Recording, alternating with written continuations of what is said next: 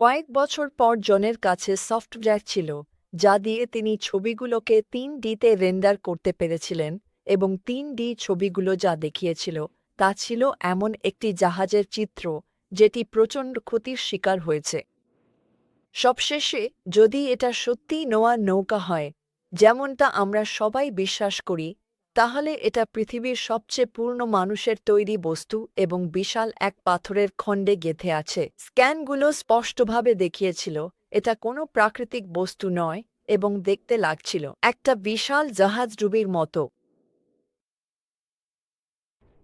স্ক্যানগুলো দেখা হলে প্রতিটি আলাদা রং মাটির নিচে থাকা বিভিন্ন বৈদ্যুতিক প্রতিরোধের উপাদানকে নির্দেশ করে।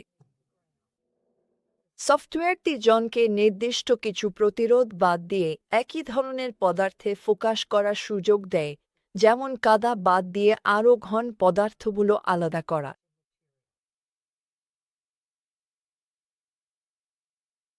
দৃশ্যমান অংশটি সামান্যই, যেন হিমশৈলের চূড়া মাত্র।